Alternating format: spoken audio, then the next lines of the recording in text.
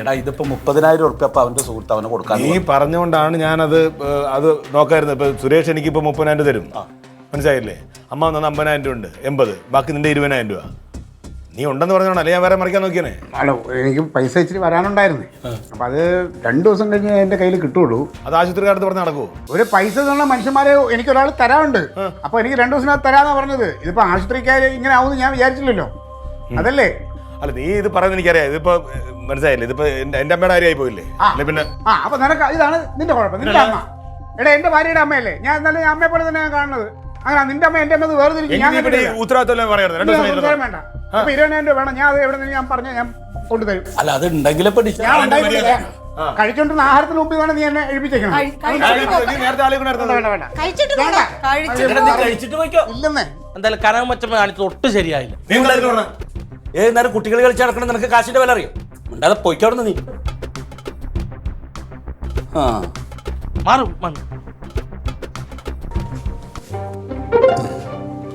അവിടെ വന്നാൽ നോക്കിയോ, ഒരു 25,000 റുപ്യ ഇട്ടിട്ടുണ്ട്. ഇനി ഞാൻ പൈസ തരാത്തതുകൊണ്ട് അമ്മ ആശുപത്രിയിൽ ഇറക്കാൻ പറ്റില്ല എന്നും വേണ്ട. എന്റെ കാശ് ശരിയായില്ലേ? എന്റെ കാശ് ശരിയായി. ശരിയായിട്ടാണല്ലോ ഞാൻ അയച്ചു തന്നെ. ഇപ്പോഴൊരു പ്രശ്നമുണ്ട്. എന്ത് പ്രശ്നം?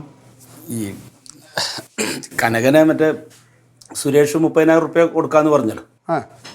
അതിപ്പോൾ വിളിച്ചിട്ട് പറഞ്ഞത്ര അത് പെട്ടെന്ന് തിരിമറിയാൻ പറ്റുന്നില്ല, ഒരു 2 ദിവസം കഴിഞ്ഞിട്ട് തരാം, എവിടുന്നെങ്കിലും തിരിമറിയാൻ പറ്റുമോ എന്ന് ചോദിച്ചു. ഇതാണ് പൈസ എന്ന് പറയുന്നത്. ഇങ്ങനെയാണ്. എനിക്ക് 2 ദിവസം കഴിഞ്ഞേ കിട്ടുള്ളൂ എന്ന് ഞാൻ പറഞ്ഞപ്പോൾ ഇവിടെ സമാധാനം നിന്നില്ല.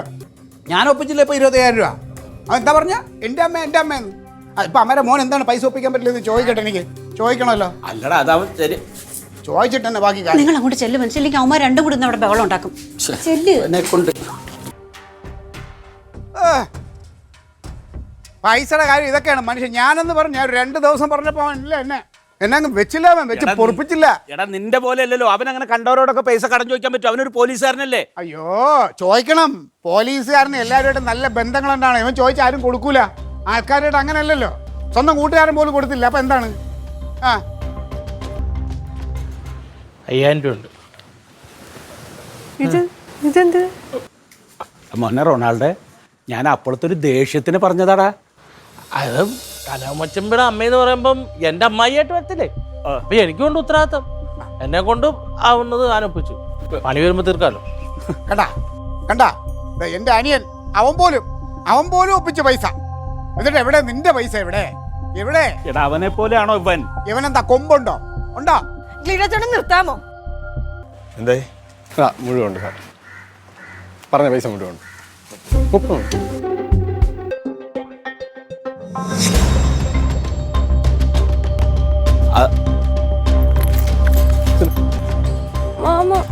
30. മച്ചമ്മ എന്താ വണ്ടി വിറ്റോ? നീ വണ്ടി കൊടുത്താടാ. നീ വണ്ടി കൊടുത്തോന്ന്? വണ്ടി കൊടുത്ത്. അമ്മാവ നമ്മൾ ഇത്രയും പൈസ ഒപ്പിച്ചില്ലേ? നാളെ വിളിക്കുന്ന ഒരു സമയമുണ്ട്. അതിനകത്ത് ബാക്കി പൈസ നമുക്ക് ഒപ്പിക്കാം. അതെ. എടാ ഇതൊരു വാഹനം മാത്രമല്ലേ, അതിനെ നമ്മൾ ഒരുപാട് സ്നേഹിക്കാനൊന്നും പറ്റില്ല. നമ്മൾ സ്നേഹിച്ചാൽ തിരിച്ചു സ്നേഹിക്കുമോ? ഇല്ലല്ലോ. ഒന്നും കൂടി ആലോചിച്ചിട്ട് പോരാ. അതെ, പൈസക്ക് വേറെ എന്തെല്ലാം മാർഗമുണ്ട് മച്ചമ്പി?